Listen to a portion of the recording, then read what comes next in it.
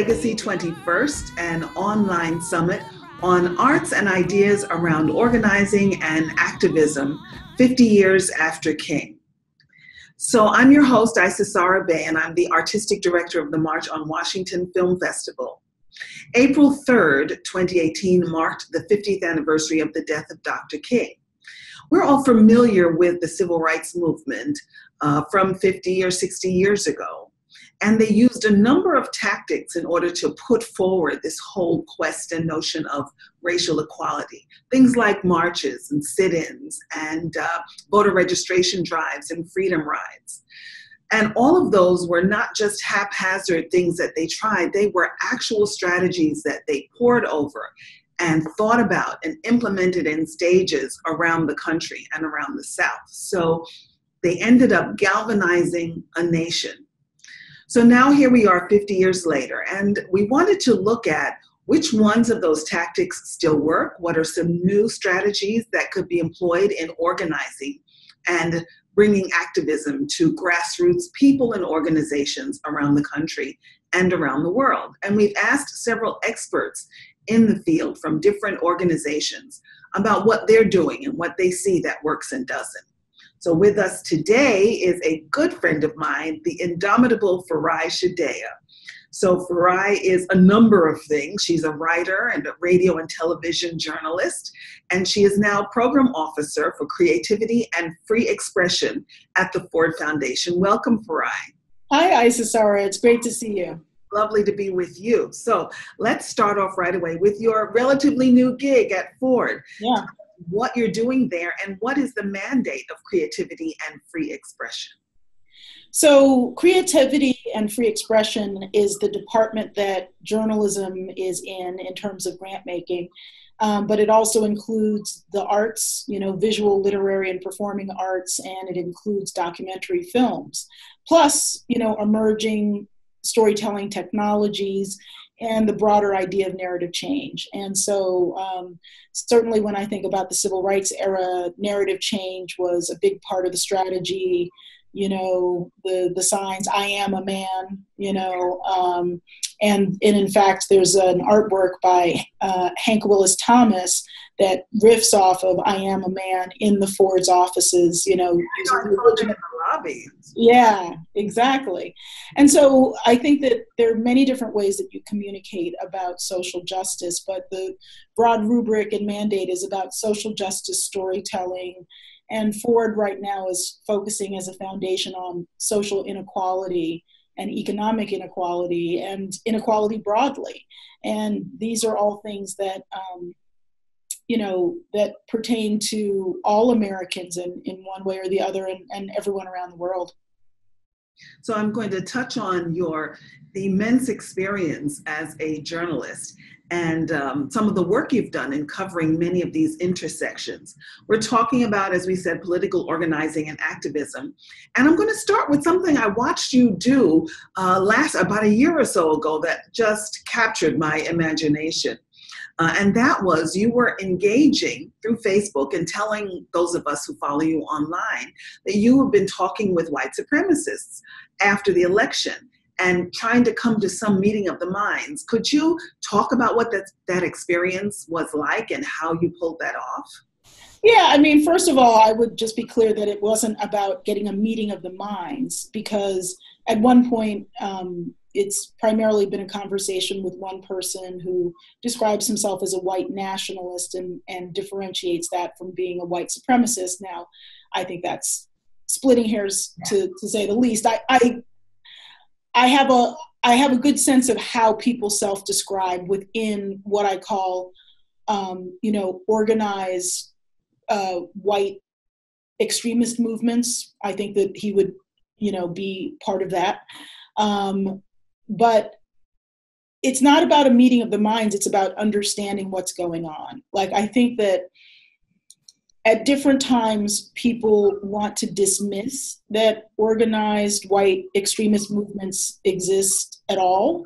At other times, people run around like they've just discovered they exist. The reality is that they exist all the time. Sometimes they're more visible, sometimes they're more active, sometimes they march in Charlottesville, sometimes they're just sitting around in their house online, typing to each other. But one of the things that I found very distressing as a political reporter was that most journalists ignored very clear signs to me that organized white extremists were taking a role in the election. They were organizing as a voting bloc, and they were also trying to recruit people to their side very heavily. And so one of the reasons that I've engaged with this man who's, self-described millennial in Brooklyn, not in the Deep South, not in the West, right in New York City, well-educated, et cetera, is I just want to understand how he perceives the same political moments that I'm observing. I'm not looking to reconcile how I view things with how he views things. I want to understand, just how he perceives this historic moment. And there have been really interesting points in the conversation. Like at one point after Charlottesville, he became very agitated and started saying things like, oh, well, the guy only drove into the crowd because he was being chased by, the anti-fascist protesters, and very kind of white supremacist message points, and much more what I would say is reactive and paranoid than our typical conversations. And then after, the Jones-Moore race in Alabama, he was like, your side won. You've shown total commitment, you will vote as a bloc. And I said to him, well, first of all, yes, Black Americans and Black women often vote as a bloc, but that's not necessarily the sign of a healthy democracy. In a healthy democracy, I have Black Republican relatives, and many times my Black Republican relatives have a hard time finding a Republican to vote for. In this last election, I don't believe any of them voted for the sitting president. And so in a healthy democracy, it's not that, all Black people would continue to vote necessarily as heavily for one party as we do now. So, I think that I'm bringing some provocative ideas to the table for him, but I'm also listening to how he perceives things. So what I love about the way that you do things, particularly with your words and your pen, is that you do look for the most clear, cogent perspective on things. So thank you for clarifying that meeting of the minds. And I kind of meant by that just to see where the other side stood. Can you say a little bit more about some of the online organizing techniques that you have noticed that perhaps masses of people don't know is happening? Well, there's now it's much more obvious. Right. Well, do you mean specifically among white extremists, or do you mean just in general? Well, both. Among white extremists that many people may not think is happening, although I think in the last year it has become much more prevalent. And also in general, what could we be using on the progressive side that we're not? Well, I think that one of the things that we have to really pay attention to is that in any culture war era, which we're certainly in one of those, there are going to be people who will do things that other people won't do. Meaning there will be people who use online harassment and terror and even take it offline from online platforms. And there will never be a sort of symmetrical level of back and forth, because at some point, some people are just like, that's immoral. I'm not going to send fake anthrax to someone's house. That's become a thing where people will send a vague white powder to someone's house. They get their home address off the internet if they can. And it's not anything dangerous, but it's spooky and it's horrible. And this has been happening to reporters a lot, but it can also happen to other people. And sometimes I spoke to a Black female women's, a Black woman who was also a women's organizer. And she had an altercation with a man who she considered to be a member of the alt-right, and made a very persuasive case that he was. And what came out of that was that she posted something on Twitter she knew she was taking a risk, and this is one reason why I spoke to her about it. But she posted something on Twitter calling this person out, and then he mobilized a group of people from white extremist movements to dox her, which means, find out personal details about her. But because she was an organizer, she had set up an email account that she could just sort of throw off like, an old set of clothes. She had a mailing address that was not attached to her physical address. So I think that some people who are organizers who want to directly challenge extremist movements, they're not going to retaliate, and fight fire with fire. But what they're going to do is like say, well, I'm going to camouflage, or you may think you have my real email, but you don't. You may think you have my real home address, but you don't. And in the digital era, it's also about assessing what your risk is. Like, at different times I've met members of white extremist movements face-to-face, members of the Klan and other groups face-to-face. And I tried to take judicious risks when I did that. Obviously, it was not completely safe, but I also thought that I wouldn't be harmed, and I wasn't harmed. So what I would say is that people should really make thorough assessments of what kind of risks they're taking and what kind of risks they're willing to assume. If you don't know what you're getting into, don't even start getting into it. Don't go where you really have no business treading. And that doesn't mean don't do risky things. Like when you look at Congressman John Lewis, he got his skull fractured on the Edmund Pettus Bridge, and he knew he was taking a risk. And he, in that case, did pay a price, luckily not a fatal one. But you have to at least do a risk assessment and ask yourself if you're willing to take the risks at hand when you engage, whether it's with white extremists or even with people who you consider allies who may have their own agendas. So how do individuals of differing perspectives create dialogue that comes across the bridges that divide us in a very politicized national landscape? How does that compare and contrast with building community with like-minded people and organizing around issues of common concern? So I'm asking, there are times when divergent points of view have to come together. Are there different methods for when you're trying to bring together people of the same point of view? Yeah, I definitely think that, first of all, I think that actually some of the worst conversations, for example, in the lead up to the 2016 election, were between people who superficially had the same point of view, but really didn't thoroughly discuss their agendas. And if people had thoroughly discussed them more, there may have been different strategic approaches. And so more specific about that? Can you give an example? Well, yeah, so for example, I think I'm going to be pretty pointed about this, but I did a project on the American voter. And so I interviewed several different demographics of Trump voters. They're not all the same. Same thing with Clinton voters, several different demographics of Clinton voters. And I feel like the Clinton campaign, for example, did not necessarily know how to speak to its own targeted voter demographic groups, particularly Black millennials. And so there was a report that was leaked to the press that was by Cornell Belcher, who is an African-American political strategist who works for the Democratic Party and Democratic clients. And this memo made it clear that the campaign was not hitting its mark, but you didn't really see a pivot after that. And I have no idea who leaked the memo, but it was probably someone who either had written the memo or who had a stake in seeing the memo's goals achieved. Not someone who was hostile to the goals of the memo, but somebody who was like, you guys are about to get your butt served on a platter. Right.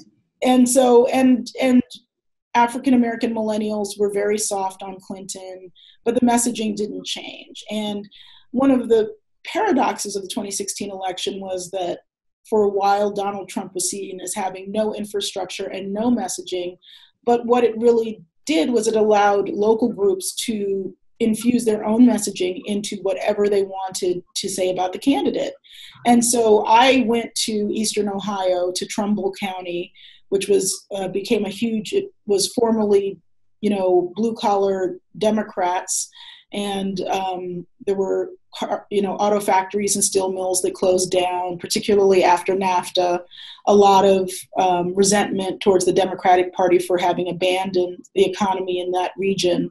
And I think, rightfully so, that the Democratic Party hadn't really done much for this region in a while.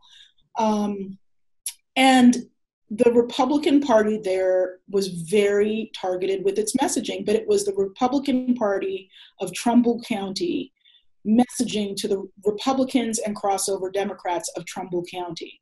They were not doing the Trump message. Yes, there were elements of the Trump message, but this was the message for their constituents. And so I think that there was much more micro-targeting in the Trump campaign than the Clinton campaign. So all of which is to say, to get back to your original point, when you talking about like in group and out of group, I think that sometimes out of group conversations can be hostile, of course, but you are not making an assumption that you're on the same page, which is very healthy. And in-group conversations can sometimes suffer when people think that they're on the same page. And so with out-of-group conversations, you have to constantly say, whether or not you say this directly, and this is true for me when I go out into the field as a reporter, regardless of my political views, I respect every American's and every human being's selfhood and political autonomy. So even if I completely disagree with what you're doing, if you're doing it in a legal way that has due process behind you, that's what the law says. And if I want it for me, then, you have the right to do it too. Yeah. Which is very different from, people who manipulate the law and break the law and intimidate people, for example. But it's also very different. There are some people who are like, well, I just think that everyone who believes X is immoral. There are certain things that are certainly, to me, legal but immoral. That's another whole conversation. But there are many times where I just say to myself, if I deserve political autonomy, if I deserve the right to make up my own mind, so do other people. And I want to understand why they do it, even if I'm fighting against their political goals. Like I can fight with the, white extremist who I'm in contact with. I can fight against his political goals, but I can still have a respectful conversation with him so that I can understand his political goals and his political strategies. So in some ways, if you're able to get over the hump of, the potential incivility, out of group conversations can actually be easier because you don't assume you're on the same page. It's in group conversations where you constantly have to say, I heard you say X, Y, and Z. Is that what you said? And someone says, no, I said A, B, and C, and you have to just go back and forth until you really understand. So no assuming that because you're using the same words or of the same party that you're saying right. the same thing. Exactly. So let's talk a bit about your feelings as a journalist on the right relationship between the news media, the government, and the people. Mm-hmm. Well, I'm going to back into this by saying that I think that one of the things that I'm excited about is that more and more people have the ability to practice elements of journalism, and if they really want to practice journalism. I think for a lot of people who are traditional journalists, they first viewed the era of the blogger and then the era of the YouTube video vlogger, et cetera, as threats to traditional journalism. I think that it's actually very healthy, and journalism can play a role in saying, well, what is a good and truthful use of content, and what's the difference between content and journalism? And so using our kind of cultural obsession this day and age with social media and videos and short narrative storytelling in many forms can be a healthy way of engaging people. But you still need a place to go where you know what the actual facts are, and facts are not opinions. Everyone is entitled to their own opinions, but not their own set of alternative facts. Mm-hmm. And I actually worked with Kellyanne Conway. Yeah, Kellyanne, then Fitzpatrick, now Conway. at CNN. And to see her go down this road of alternative facts, it just boggles my mind. Like, when she first did that, I tweeted at her. I was like, what happened to you? I mean, how can you betray? She was never a journalist. She was a pundit. Mm-hmm. But still, if you have, I think that to completely abandon the idea that there are facts and to go essentially wage a war on facts is, it's Orwellian, and it will also come back to bite her kids in the butt.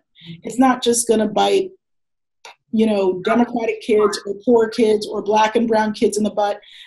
It's like everyone's kids lose, and everyone loses when there's no such thing as a fact. Because when the government can delete climate change information and even some of the very scientific terminology from government websites and documents and say, well, we're not going to use this politicized language. Well, if it's a scientific fact, it's like it's not politicized language. It's a fact. Yeah. So we are living in an era where all of us will lose eventually. So you're speaking a little bit about some of the dangers of fake news. How do ordinary people differentiate between fake news and facts, or opinions and facts, or pundits and journalists? And how do we help fortify the institutions of accurate reporting? Well, I think part of it is that it really helps, and most people don't have time for this, but it really helps if you can read across the ideological spectrum or consume across the ideological spectrum, even every now and then. Mm-hmm. So if you're on the right, read a little bit on the left, or vice versa. Read things from other regions of the country. It doesn't have to be a lot, just sort of like spot check. And ask yourself, maybe just as a test, pull up the website of two newspapers in two totally different regions of the country, from a big city in one region and a small town in another region.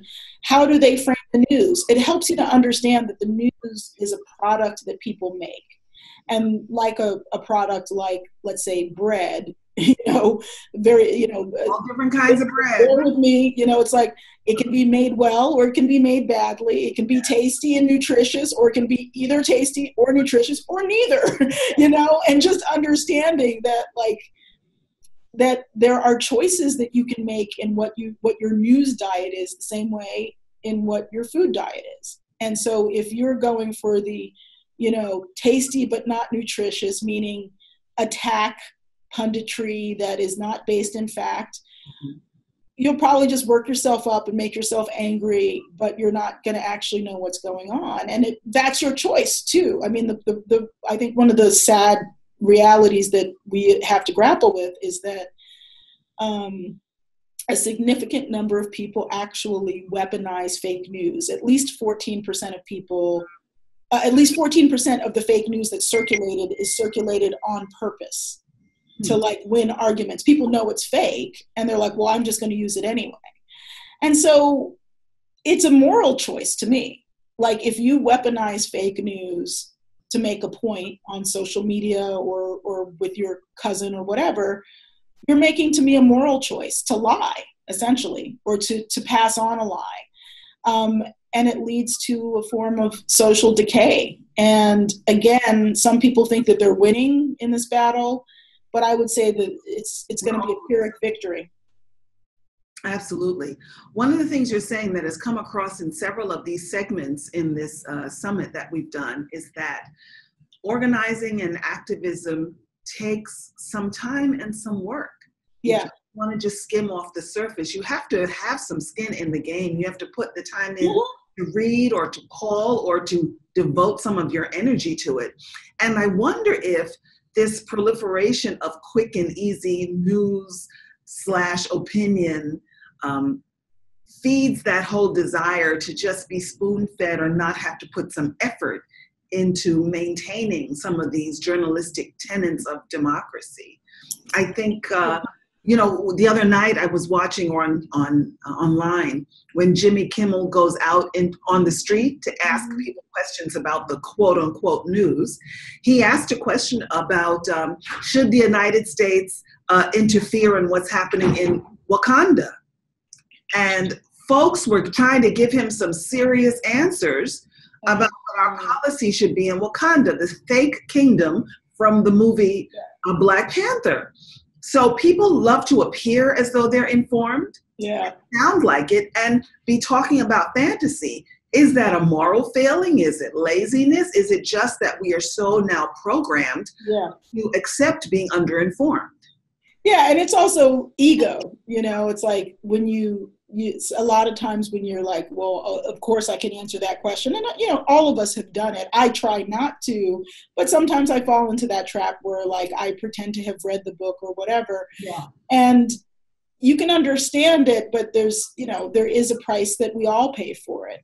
And also, you know, I use the word read a lot because reading was really the first way that I attached to getting a lot of knowledge, but I don't want to devalue oral histories, you know, sharing person to person. I think that we can't forget that there's so many stories that never get told in traditional media forms, and that we also have to share with each other one-on-one, and that one-on-one sharing will help transform the world you know, if we use it to inform our own actions. So I always try to have friends that are much older than me and much younger than me. Mm-hmm. And so right now, my oldest friend is 96 years old, and my youngest friend is in her late 20s. You know, I may have her birth date wrong, but she's either 28 or 29. And it helps me just to understand things from different perspectives. And it's in the same way, I obviously have friends of different races, different economic statuses. Not everyone's going to have that kind of access, but at the very least, we can speak to our elders and our youngers, you know, wherever we are. And that alone gives us more perspective. So I would say just talking to each other is also a way to learn what's going on. And of course, you have to make judgments because sometimes people will lie to you. So when you were speaking earlier about looking at news from different parts of the country, a large city, small city, it reminded me of how I live in New York. I do a lot of work on either coast and not that often in the middle of the country. And wherever you're living, it's easy to assume that everybody feels the way you feel. Mm-hmm. And everybody is doing what you're doing. This is a huge country. And so what you're saying right now about both where we get our news from and also who we talk to and where we get stories from is very important. Can you speak a bit about, perhaps it's through your own work as a journalism or even now through your work with Ford, what you're seeing around the world in terms of news and personal agency, fake news against facts, and storytelling? Yeah, I think that storytelling is being seen more and more as critical to, I would say, a sense of agency and personhood. That your ability to tell your own story or to have your story told in a fair and accurate and respectful way is something that human beings crave and is critical to civil society. So at Ford, we did a presentation for the 50th anniversary of the publication of the Kerner Commission report on civil disorders. And part of this report blamed the media for failing to adequately represent the lives of African Americans and showed how that was linked to civil disorder. And it also said that everyone had a legitimate expectation that they would be portrayed fairly by the media. And when you think about the media being enshrined in the First Amendment and something that has really been continuously referenced as a pillar of American democracy, and not every country has the same laws and the same rules, and goodness knows in this country we don't always follow the rules we have, but we say that a free press is vital to our democracy. And not only that, but in this Kerner Commission report, it said that that same free press has to, meet the legitimate expectations of every citizen to be portrayed accurately. And that is something that I believe deeply. It doesn't mean that accurately doesn't mean that everyone will be portrayed the way they like, but it means, in the 1960s, it meant that very often African Americans were just completely absent, or they were completely stereotyped. Right. And there was not adequate representation. There was exclusion from the newsrooms, but also exclusion from the pages.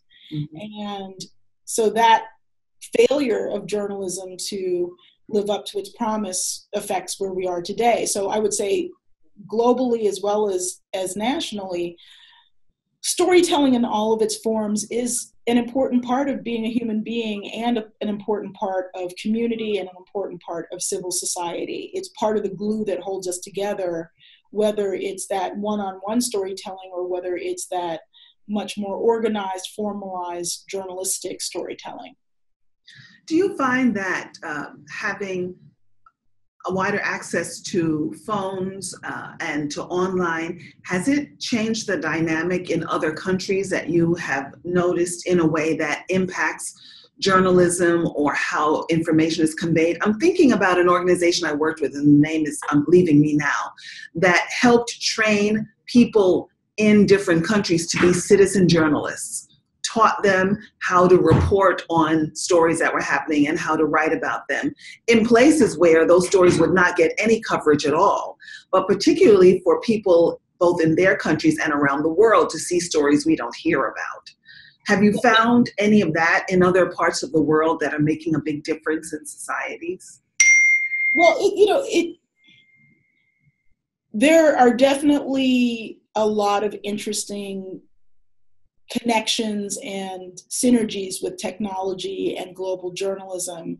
For example, I went to Johannesburg late last year for the Global Investigative Journalism Network conference, and I met everyone from a man from Benin who covers maternal health issues to American and African journalists working, and American journalists, African, Russian, people from the Philippines working on government corruption issues.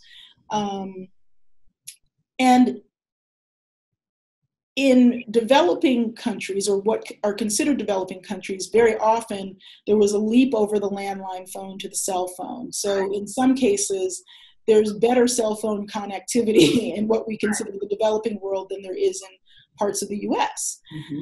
But at the same time, I think that every situation is different. So in parts of India, people are using cell phones to distribute radio content, because essentially you have like basically a radio channel that you can dial into. So you just dial a number and that's the radio channel, because you can't necessarily get a radio signal, but your cell phone's getting a signal. So there's all these interesting workarounds where people are saying, well, I can get this kind of transmission, but not that kind of transmission, or I can't get any transmission. So for me, I'm still going to go to paper, or I'm still going to go to oral storytelling, or, so technology is enabling more communication, but it's also enabling, just as in the US, the spread of disinformation. So Facebook, was used to target the Rohingya people, and it's been, social media has been implicated in various genocides and threats and xenophobic movements around the world. So people use technology to spread lies as well as the truth, and so it just always comes down to: are you paying attention to what you're consuming? Are you falling into a trap of consuming information that's leading you to take an action, perhaps against another person or against a category of people, where you're being manipulated? And it's up to each of us to make sure that we are telling truthful stories and also being true to our own humanity. I wanted to speak a little bit about the use of journalism and media, even social media, but also mainstream media, there seems to be a convergence of many different forms of media that have come to play with the young people from the Parkland shooting.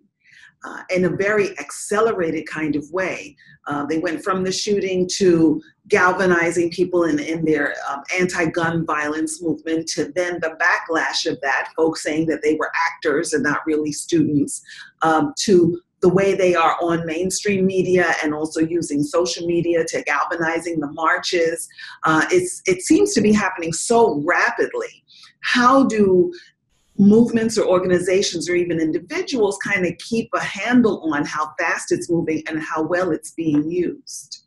Do you see what I'm asking? Yeah. I think that teenagers, in a way, are the best equipped to deal with the crazy world of the intersection of mainstream media and social media. For example, when the Fox News host Laura Ingraham decided to go against one of the organizers, following, David, and I'm forgetting his last name. David Hogue. Yeah, David Hogue from the Parkland school. He just wasn't having it, and he got a movement going to boycott her advertisers. Yeah, exactly. It really, the game has changed. When a teenager can start affecting the revenues of Fox News, the game has changed. And so I think, there's a certain fearlessness when you think about it. John Lewis was 14 years old when he was marching in Selma. Not when he was, I think he was 16 when he was marching in Selma, but 14 when he started organizing. Yeah. So there's a long tradition of, teen organizers being at the forefront of social movements.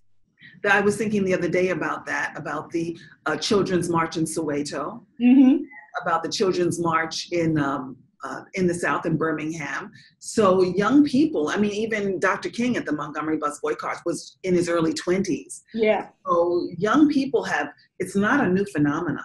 We have been at the forefront at those ages before, but this convergence now of different forms of media, even that's not new, because I remember it came out in the film Selma, where King was talking about how to get the news media at the march, because if we could show on television how these marchers are being treated, it would really galvanize the nation.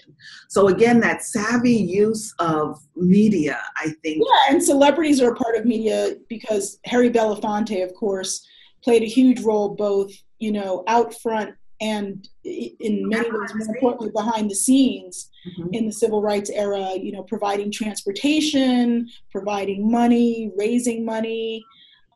So there was a lot of strategy. And when you look at the students from the Parkland, shooting, they used celebrity Lin-Manuel Miranda. It's like people sometimes have beef about celebrities getting involved in social causes, but that's, for better and worse, that is the way that things are. And I think that some celebrities, like some people, are better informed than others. Like Lin-Manuel Miranda is extremely well informed. There are other people probably not so well informed, but the fact that you have celebrities and teenagers coming together with massive media coverage, definitely, and not just teenagers, some of them as young as 8, 11. Yes, that young girl who was 11, that's one of the marches. Yeah. So my last question for you, what are some of the trends you see in journalism that will impact social justice in the years to come, including upcoming elections? Yeah, I do think that the continuing disinformation wars, we will have to figure out how to rebuild some sense of trust in the media. It's going to be hard. Definitely at Ford, we have a few different projects working on towards the goal of minimizing disinformation, the spread of disinformation, and rekindling trust in the media.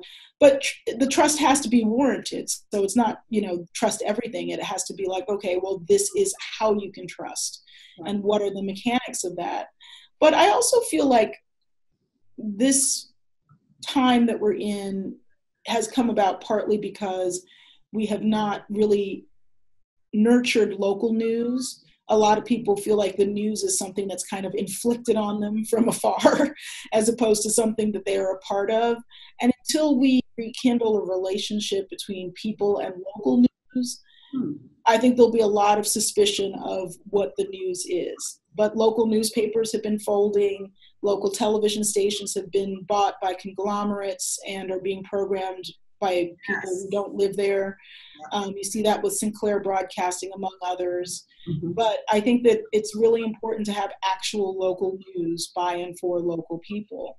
And until we crack that nut, it's going to be hard to do a lot of other things. Farai, thank you so much for being with us today, and all the best in all your work with Ford. Oh, thank you, Sarah, and all your best in everything you do, including your tireless commitment to keeping the legacy of civil rights alive in an era when we really need it. All right, take good care.